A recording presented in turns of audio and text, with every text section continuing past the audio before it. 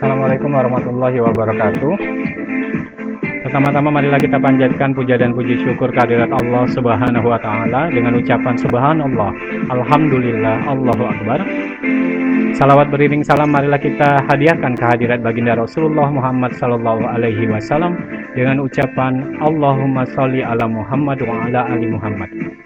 Rabbi shrah li sadri wa yassir li amri wahlul 'uqdatam min lisani yafqahu qauli. Selamat datang saya ucapkan kepada seluruh mahasiswa dan mahasiswi dalam pertemuan keempat mata kuliah Akuntansi Biaya 1 pada minggu ini.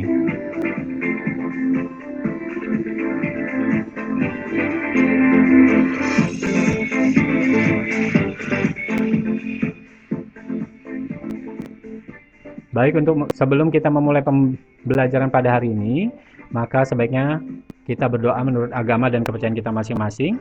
Bagi yang beragama selain Islam, saya persilakan untuk berdoa. Bagi yang beragama Islam, doa akan saya pandu.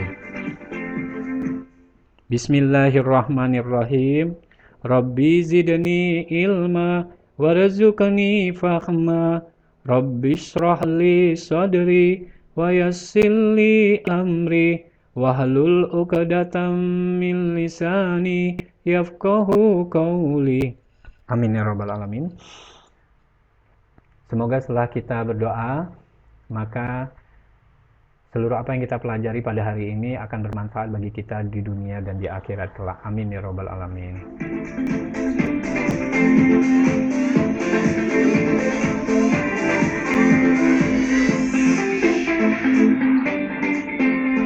Baik, pada hari ini kita akan langsung membicarakan tentang harga pokok pesanan full costing melalui contoh kasus.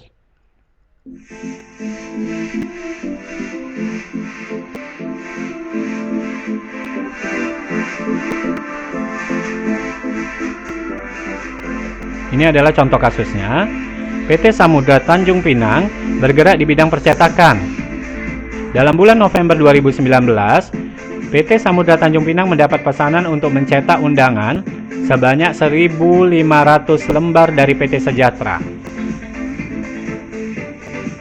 Harga yang dibebankan kepada pemesan tersebut adalah 3.000 per lembar. Dalam bulan yang sama, perusahaan juga menerima pesanan untuk mencetak pamflet iklan sebanyak 20.000 lembar dari PT Bintan Jaya dengan harga yang dibebankan kepada pemesan sebesar Rp1.000 per lembar. Pesanan dari PT Sejahtera diberi nomor 101 dan pesanan dari PT Bintan Jaya diberi nomor 102. Berikut inilah adalah kegiatan produksi dan kegiatan lain untuk memenuhi pesanan tersebut. Kegiatan produksi dan kegiatan lain akan kita simpulkan dalam 8 tahap. Yang pertama adalah pembelian bahan baku dan bahan penolong. Yang kedua adalah pemakaian bahan baku dan bahan penolong. Yang ketiga, pencatatan biaya tenaga kerja. Yang keempat, pencatatan biaya overhead pabrik. Yang kelima, pencatatan HPP produk jadi. Yang keenam, pencatatan HPP produk dalam proses. Yang ketujuh, pencatatan HPP produk yang dijual. Dan yang kedelapan, pencatatan pendapatan penjualan produk.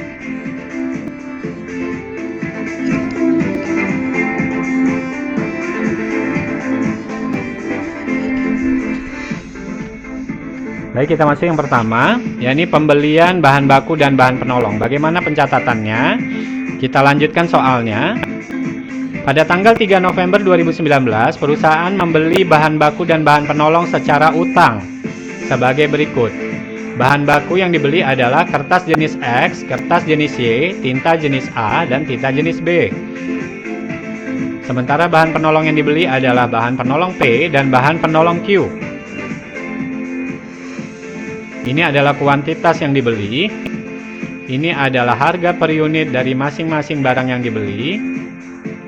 Dan ini adalah perhitungan yang telah kita lakukan. Tinggal mengalihkan antara kuantitas dengan harga per unit, maka didapat nilai ini. Kemudian total jumlah bahan baku yang dibeli adalah 5.475.000. Sementara total bahan penolong yang dibeli adalah 470.000. Jumlah total kedua-duanya adalah 5.945.000. Baik, kita akan langsung melakukan penjurnalan.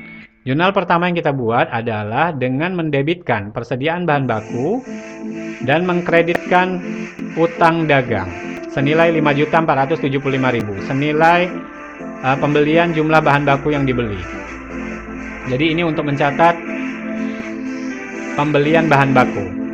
Jurnal yang kedua, kita akan melakukan pencatatan terhadap bahan penolong yang dibeli dengan mendebitkan rekening persediaan bahan penolong sebesar 470.000 dan mengkreditkan utang dagang senilai 470.000. Kita ketahui tadi bahwa kita membelinya, perusahaan membelinya secara utang.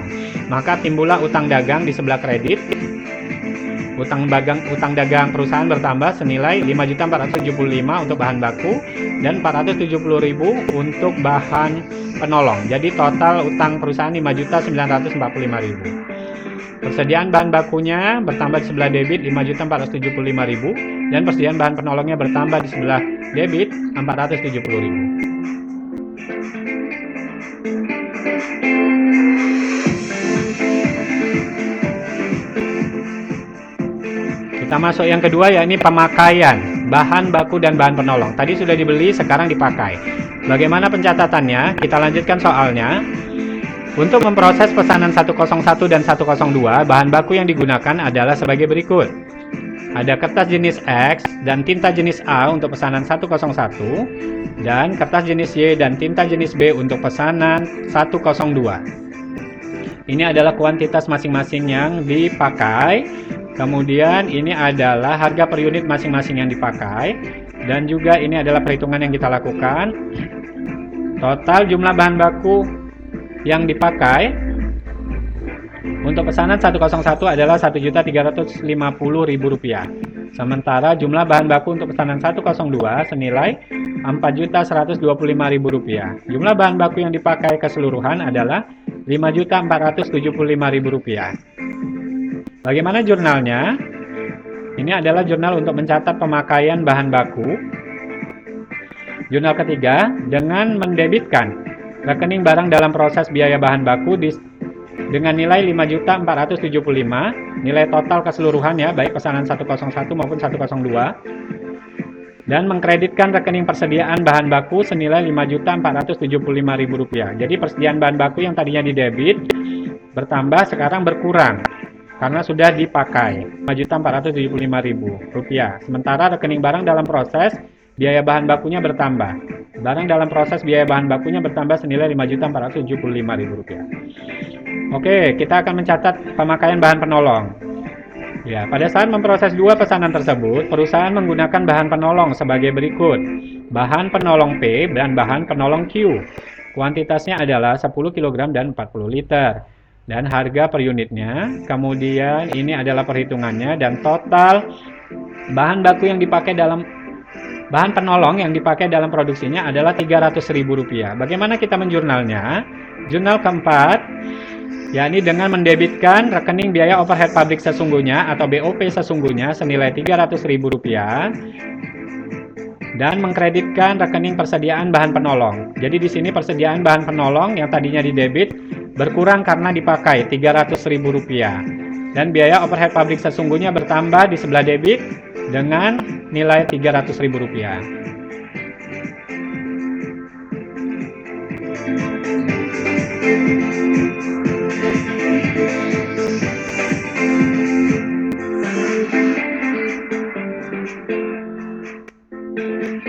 Baik, pencatatan biaya tenaga kerja yang ketiga ya.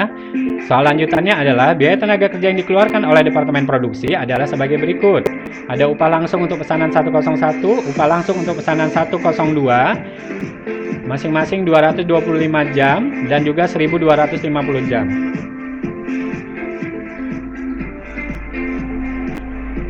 Dan upah per jamnya adalah masing-masing Rp4.000. Di sini upah langsung untuk pesanan 101 senilai 900.000 dan 102 5 juta rupiah. Sementara upah tidak langsungnya adalah 3 juta rupiah. Maka jumlah upahnya adalah 8.900.000 rupiah. Ada gaji karyawan administrasi dan umum serta gaji karyawan bagian pemasaran masing-masing 4 juta rupiah dan 7.500.000 rupiah. Totalnya adalah 11.500.000 rupiah. Maka jumlah biaya tenaga kerja yang dikeluarkan untuk kedua-dua memproses dua pesanan ini adalah 20.400.000 rupiah. Bagaimana kita akan melakukan pencatatannya? Pencatatan biaya tenaga kerja dilakukan dalam 3 tahapan. Yang pertama adalah pencatatan biaya tenaga kerja yang terutang oleh perusahaan. Jadi ini atas dasar daftar gaji dan upah yang dibuat, kita melakukan pengenalan, yakni jurnal kelima, dengan mendebitkan rekening gaji dan upah dan mengkreditkan rekening utang gaji dan upah senilai 20.400.000 rupiah. Sementara jurnal untuk pencatatan distribusi biaya tenaga kerja itu akan kita bahas di slide selanjutnya karena panjang ya. Dan pencatatan pembayaran gaji dan upahnya, yakni jurnal ke-7 dengan mendebitkan rekening utang gaji dan upah dan mengkreditkan rekening kas senilai 20.400.000 rupiah. Jadi ada kas yang keluar untuk membayar gaji dan upah tadi senilai 20.400.000 di kredit. Lalu utang gaji dan upahnya juga berkurang di sebelah debit dengan 20.400.000 rupiah. Kita ketahui bahwa utang rekeningnya normalnya adalah di sebelah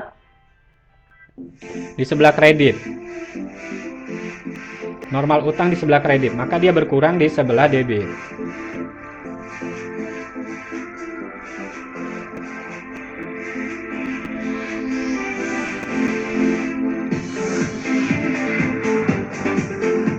Kita masuk kepada yang ketiga, yakni pencatatan biaya tenaga kerja.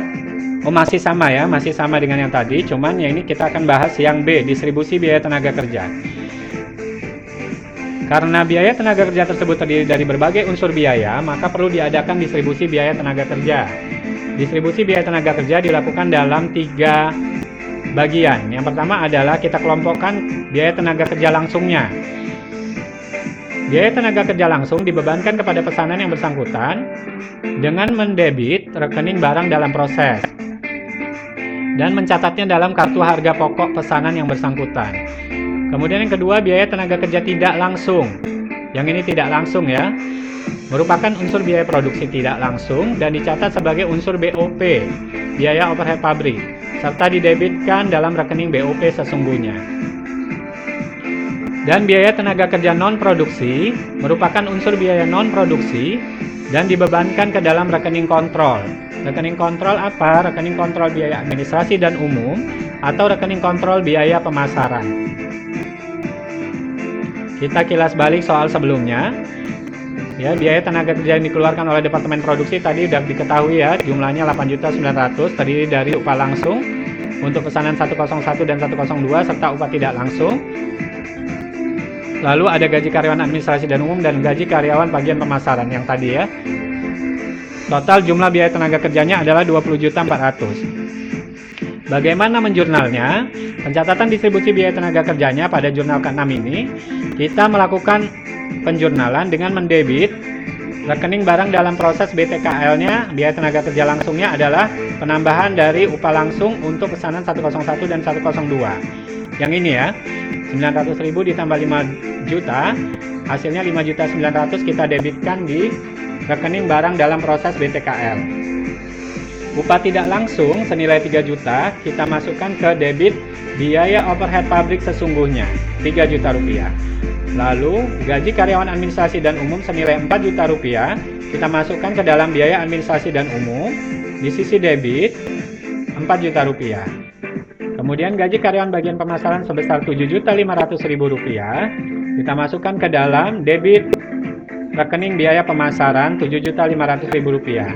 maka gaji dan mengkreditkan rekening gaji dan upah senilai Rp20.400.000.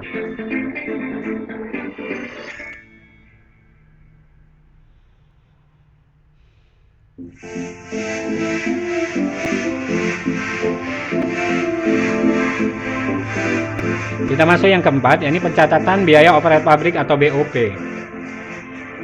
Kita lanjutkan soalnya. BOP dibebankan kepada produk atau biaya overhead pabrik dibebankan kepada produk atas dasar tarif. Seperti yang kita pernah bahas sebelumnya, itu berdasarkan tarif ya kalau metode pesanan ini, sebesar 150% dari BTKL. Jadi di sini ditetapkan bahwa dasarnya adalah biaya tenaga kerja langsung atau BTKL. Tarifnya adalah 150%. Dengan demikian, BOP yang dibebankan ke tiap pesanan dihitung sebagai berikut. Untuk pesanan 101, 150% dari BTKL-nya. BTKL-nya adalah Rp900.000, maka Rp1.350.000. Pesanan 102, 150% dari 5 juta, maka hasilnya Rp7.500.000. Maka total Rp8.850.000 merupakan BOP-nya. Bagaimana kita mencatat pembebanan BOP kepada pesanan? Jurnal ke-8 dengan mendebitkan rekening barang dalam proses BOP atau barang dalam proses biaya overhead pabrik Rp8.850.000 dan mengkreditkan BOP yang dibebankan senilai Rp8.850.000. Lanjutkan lagi soalnya. Biaya overhead pabrik yang sesungguhnya terjadi selain biaya bahan penolong Rp300.000 pada jurnal keempat sebelumnya dan biaya tenaga kerja tidak langsung sebesar Rp3 juta pada jurnal ke-6 adalah sebagai berikut. Jadi ada lagi biaya overhead pabrik yang sesungguhnya terjadi, yakni biaya depresiasi mesin sebesar Rp1.500.000, biaya depresiasi gedung pabrik sebesar Rp2 juta, biaya asuransi gedung pabrik dan mesin Rp700.000, biaya pemeliharaan mesin Rp1 juta, biaya pemeliharaan gedung Rp500.000, jumlahnya adalah Rp5.700.000. Itu adalah biaya overhead pabrik yang sesungguhnya terjadi selain dua yang telah dijurnal sebelumnya. Maka bagaimana kita melakukan penjurnalan untuk mencatat BOP yang sesungguhnya terjadi tersebut? Adalah sebagai berikut. Jurnal ke-9. Kita mendebitkan rekening BOP sesungguhnya dengan total nilai Rp5.700.000. Lalu kita kreditkan beberapa rekening, yakni untuk biaya depresiasi mesin, kita kreditkan rekening akumulasi depresiasi mesin senilai Rp1.500.000. Untuk biaya depresiasi gedung pabrik sebesar Rp2 juta, kita kreditkan rekening akumulasi depresiasi gedung senilai Rp2 juta. Untuk biaya asuransi gedung pabrik dan mesin senilai Rp700.000, kita kreditkan rekening persekot asuransi senilai Rp700.000. Lalu untuk biaya pemeliharaan mesin senilai Rp1 juta, kita kreditkan rekening persediaan suku cadang senilai Rp1 juta. Dan biaya pemeliharaan gedung Rp500.000 akan kita kreditkan rekening persediaan bahan bangunan senilai Rp500.000.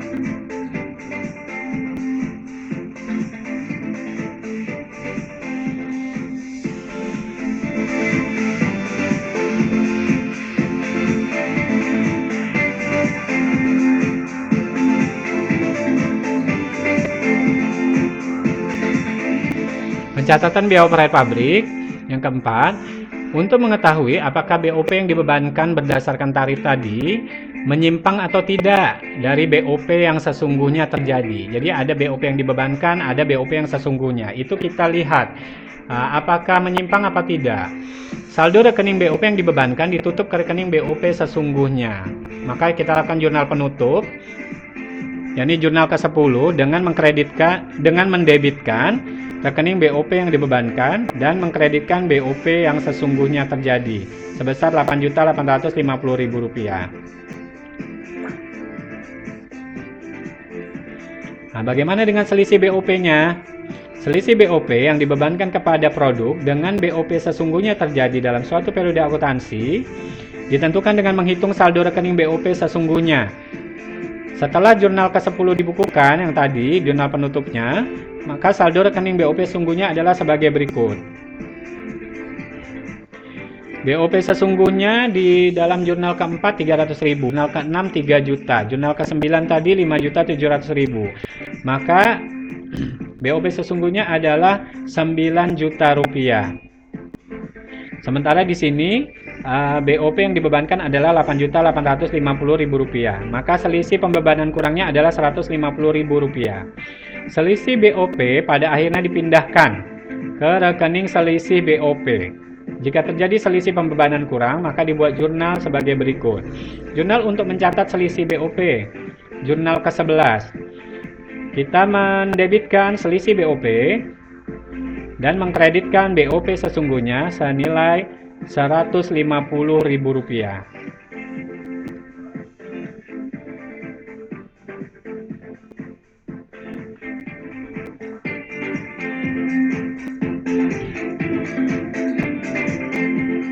Baik, kita lihat dulu kartu harga pokok pesanan 101 karena berikutnya kita akan menghitung HPP ya. Maka di sini kita lihat dulu kartu harga pokok untuk pesanan 101. Kita lihat isinya. Di sini nomor pesanannya adalah A101, jenis produk undangan. Tanggal pesan adalah 2 November 2019 dan tanggal selesai 22 November 2019. Jadi dia selesai di bulan November. Pemesannya adalah PT Sejahtera, sifat pesanannya segera, jumlahnya 1.500 eksemplar. Harga jualnya Rp4.500.000, itu totalnya. Di mana harga jual per unitnya adalah Rp3.000 tadi ya.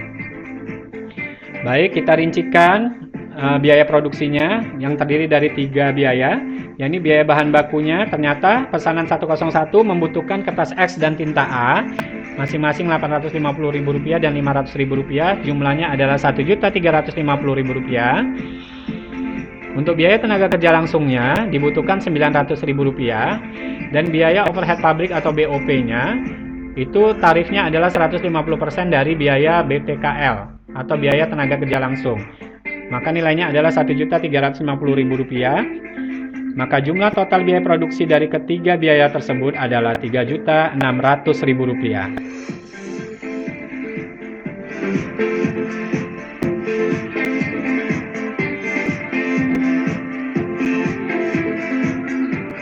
Baik, kita akan melakukan pencatatan harga pokok produk jadi tahap kelima ini ya.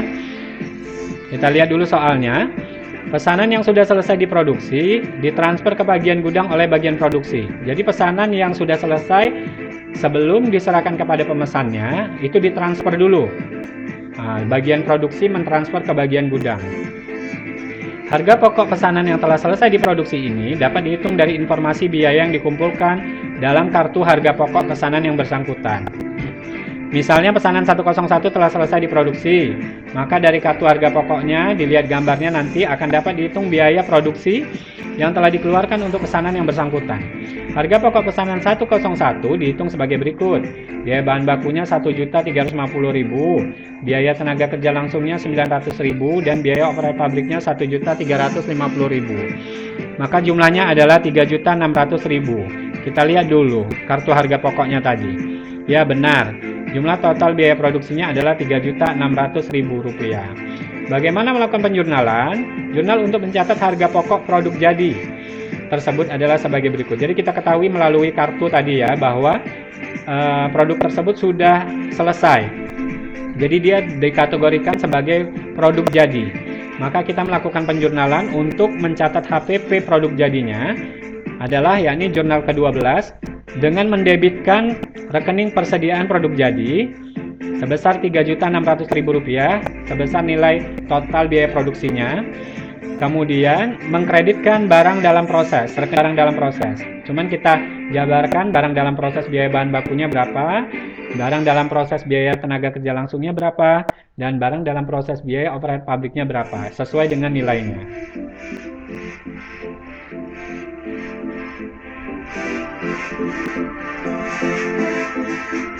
Baik, kita masuk kepada kartu harga pokok untuk pesanan yang kedua, yakni 102.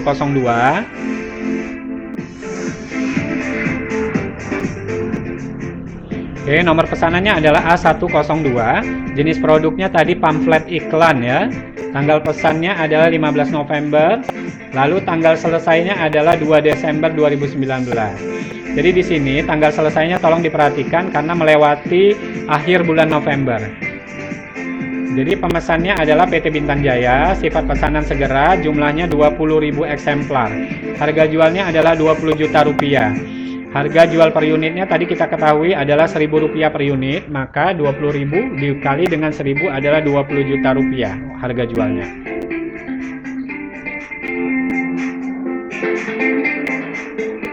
Baik, kita lihat komponen-komponen biayanya.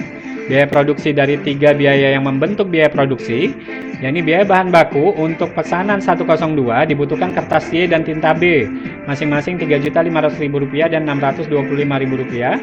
Jumlah total biaya bahan bakunya adalah Rp4.125.000. Sementara biaya tenaga kerja langsungnya adalah Rp5 juta.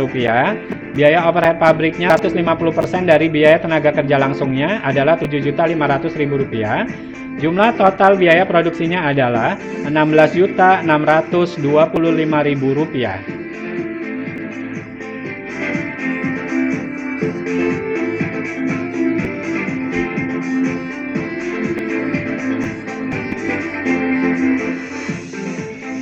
Pencatatan harga pokok produk dalam proses yang tahap ke-6 ya.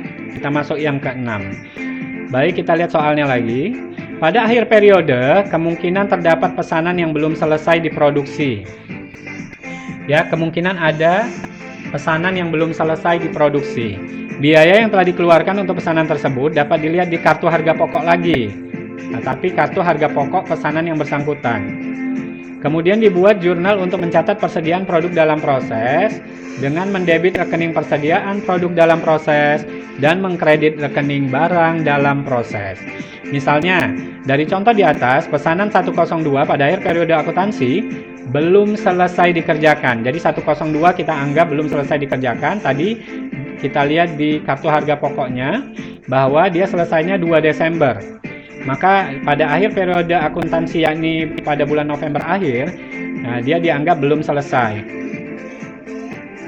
Harga pokok pesanan 102 dapat dihitung dengan menjumlahkan biaya-biaya produksi yang telah dikeluarkan sampai dengan akhir bulan November 2019. Jadi pada kartu harga pokok kelihatan ya, di akhir November berapa biaya bahan baku, biaya tenaga kerja langsung, dan juga biaya operasional pabrik yang telah keluar. Coba kita intip dulu kartu harga pokok yang 102 tadi. Nah, ini belum selesai ya, dia di 2 Desember ya selesainya. Kemudian total jumlah biaya produksinya adalah Rp16.625.000. Bagaimana kita melakukan penjurnalannya? Jurnal untuk mencatat harga pokok produk dalam proses, yakni pesanan 102 adalah sebagai berikut. Jurnal ke-13. Dengan mendebitkan persediaan produk dalam proses sebesar Rp16.625.000, kemudian mengkreditkan barang dalam proses, cuman kita tebar ke dalam masing-masing biaya. Yakni barang dalam proses biaya bahan bakunya berapa, barang dalam prosesnya biaya tenaga kerja langsungnya berapa, lalu barang dalam proses biaya overhead pabriknya berapa, sesuai dengan yang ada di kartu harga pokok tadi. Ini dia.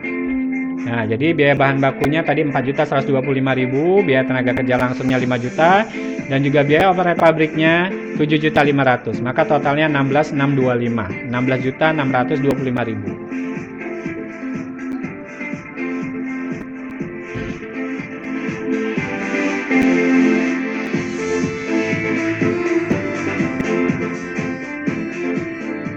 Baik, kita masuk yang ke-7, yakni pencatatan harga pokok produk yang dijual.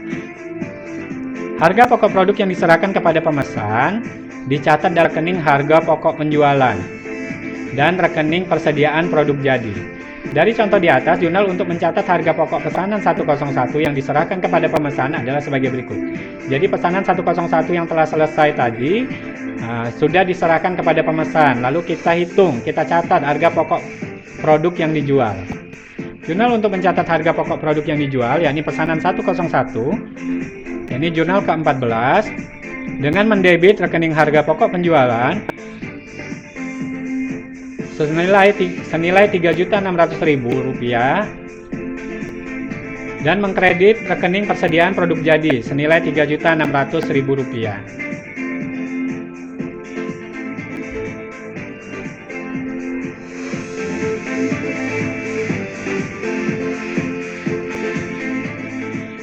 Baik, kita masuk ke yang ke-8 yang terakhir.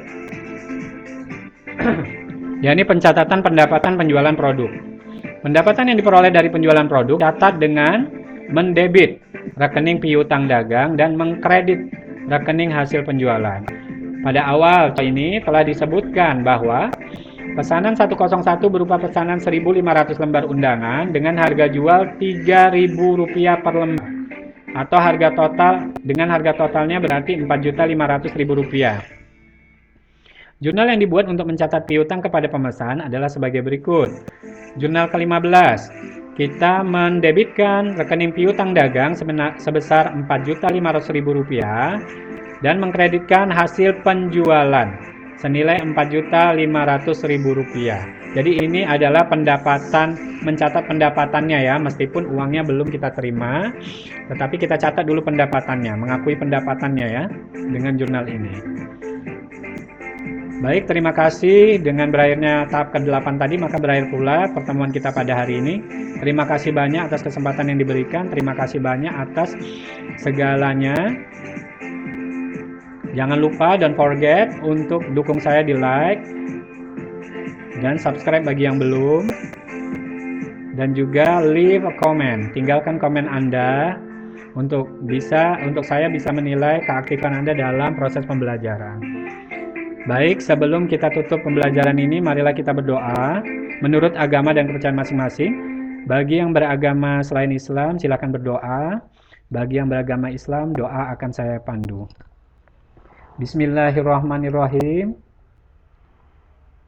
Subhanakallahumma wa bihamdika asyhadu an la ilaha illa anta astaghfiruka wa atubu ilaik. Amin ya rabbal alamin. Baik, semoga dengan proses pembelajaran kita ini, dengan kita membaca doa penutup majelis, maka keberkahan akan selalu meliputi kita, melingkupi kita dari Allah Subhanahu wa taala, Tuhan pemilik sekalian alam. Baik, saya tutup dengan mengucapkan Assalamualaikum warahmatullahi wabarakatuh.